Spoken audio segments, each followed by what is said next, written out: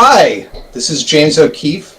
I'm captain of the Massachusetts Pirate Party, and you're listening to our weekly pirate news segment. We're going to be talking about the election that's coming up on November 3rd, this Tuesday. And I have with me myself and Steve, Christine, Malt, and Joe, who is our excellent tech person, and make sure all of this happens. Hi, sir. So we've got the election coming up, and we've talked about, in the past, we've talked about questions 1 and 2. No, Christine, would you give us a summary of those questions? Yes. And it is actually, I will be sending you a receipt, and it's a text question, so make sure your tax guy gets this receipt. A yes vote on question 1 would be supports requiring manufacturers that sell vehicles with telematics systems in Massachusetts to equip them with a standardized open data platform beginning with model year 2022 that vehicle owners and independent repair facilities may access to retrieve mechanical data and run diagnostics through a mobile-based application. And then we have question 2, which is on ranked choice voting.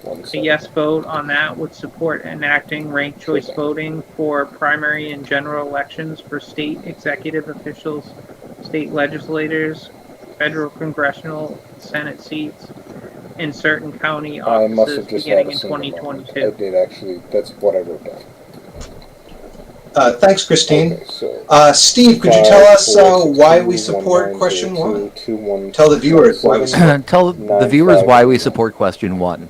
Well, that's so. Question 1 is really an update to the right to repair law that Massachusetts passed a couple of years ago. I think around 2013. That at the time it was a combination of something that the legislature had been working on, and also a ballot initiative. The ballot initiative passed by something like 87 or 88% of the popular vote. So the right to repair law, what it basically did is it required manufacturers to provide an open way to access your vehicle's mechanical data. So a repair shop could, run diagnostic tools on your car. Saying the car manufacturer can't lock it up with a proprietary protocol and then, lock everyone out of it. So that right to repair bill did not include access to data that was sent over a wireless network, like a cellular modem in your car, and collected by the auto manufacturer. So what the right to repair bill, that's in front of Massachusetts voters this year does, is it would require a system of open access to telematics data, mechanical data, that's transmitted over the network and stored remotely with your automobile manufacturer. Now, I mean, it doesn't really. I'm surprised at the number of commercials I've seen, both for and against question 1, especially some of the ones that advocate voting against it. I'd call them bordering on flat out lies, if not flat out lies themselves. So one of the things they typically use the anti-question 1 messages are typically fear-based. Anyone will be able to get your private data. Anyone will be able to get your GPS data. And that is not within the scope of what question 1 proposes. They're talking about mechanical data. The same thing that, back in the pre-wireless everything days was stored in your car, but is now stored in somebody's cloud. Now, this doesn't say that your car manufacturer isn't collecting, your personal data or your GPS location, but that's not, question 1 does not allow them, does not require the manufacturers to give that to you. That's between you and your car manufacturer. So, because we support, we believe that if you buy a vehicle, you should have the right to understand it, to look at how it works, to tinker with it, and to have it repaired by a mechanic of your choosing. So this is why we support a yes vote on question 1. Two guys. And Alan. Thanks, Steve. Alan could probably move everything. Maul, could you But he's a short little Asian guy, tell but our he could viewers why probably we support move question everything by 2? himself without- Gladly. he's on my level. Ranked choice voting already going on in Maine. Basically, it just lets you, in the primary and general election, as Christine said, rank your choices. Again, So, you should like be in the this primary situation, you But if could you're have not, you have chosen my like number. Bernie So, Sanders is my first choice, but he's kind of a wild don't hesitate card. to give me a call. So you maybe you want to go for someone more mainstream for your second or your third choices. It basically place is just like- it expands the slate Yeah. of voting potential, which we want as a third party because it Okay. really will Alright, perfect. put a big And crack as in far the two-party as if you did dominance wanna get that system. trailer, So there is. I mean, it, that would make it so go Sorry. ahead. Sorry. I was going to say it's, worthwhile to talk about, how this would have, That the being way it said, would play out is likely to play out in Massachusetts politics I have explicitly, lots of where, candidates. it would be great to have more third-party candidates running. It would be wonderful Yes, to have there's more one guy that third-party was saying or, non-party candidates running. But, where it's probably going to make the biggest difference is He was actually the guy primaries. who was driving the So Mhm. right now you have a primary, like a Democratic primary for, a congressional seat might have Yep. 10 or And if you 8, need to 10, change that 12, time, please a don't whole hesitate to give me a call. boatload of candidates. And somebody wins it with 17% of the vote, and that's who goes forward.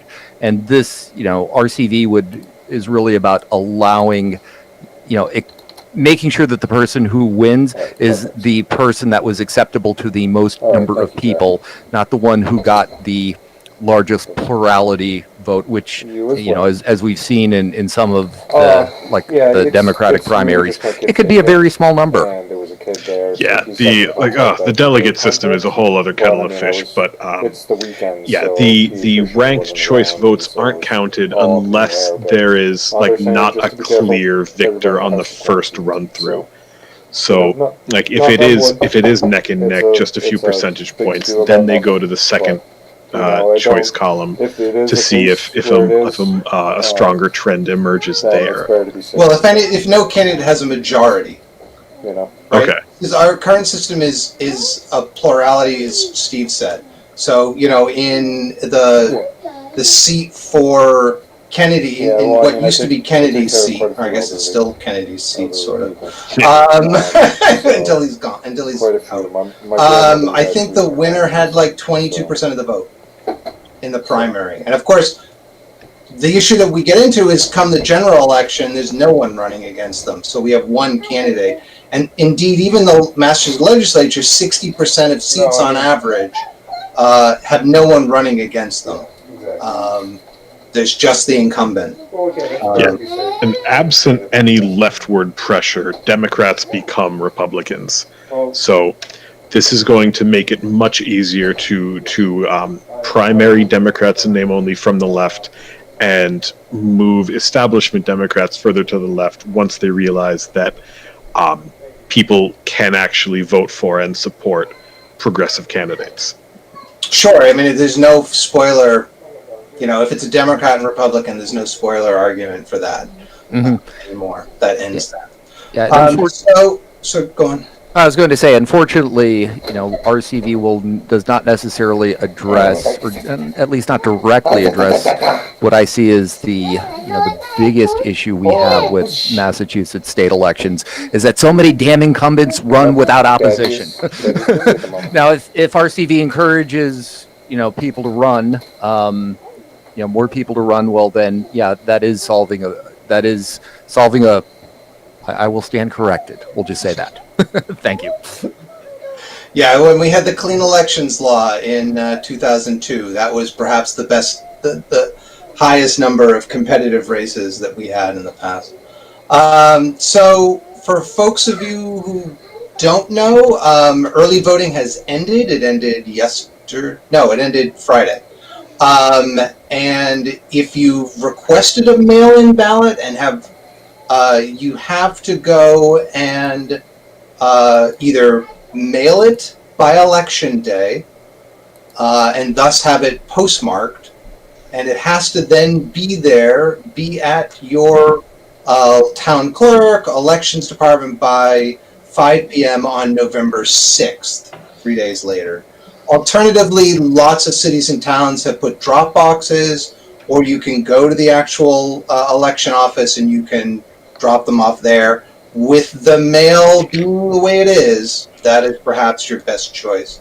I would encourage folks to drop it off in person and not mail it, because definitely I think mailed ballots are going to be the target of right-wing smear campaigns. I definitely think we could see another Brooks Brother riot where mail sorting centers are attacked physically and ballots destroyed there. So, I mean, not to be a downer, but I would not risk it if I were you. Anyone out there? That is good advice. Should you want? No, we live in crazy times. Should you want to vote on election day, and we encourage everyone to vote, polls open at 7 a.m. and they close at 8 p.m. on Tuesday, November 3rd. Yes. Oh, I was going to say, if you requested a mail-in ballot, you're not obligated to use it. There's a process where you can invalidate it and then go to vote in person. So, absolutely. We do not encourage people to vote multiple times. Once is enough, but everyone should vote.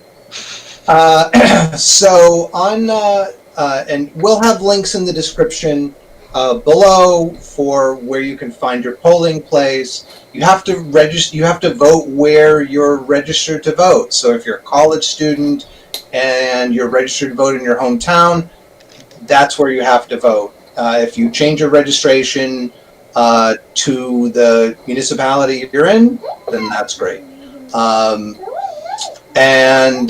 Also, what's going on is the United States Pirate Party is going to have a live stream starting at 8 p.m. Eastern. We're going to look at the election results as they come in and pontificate. I'm drinking. Yo ho ho and a bottle of rum.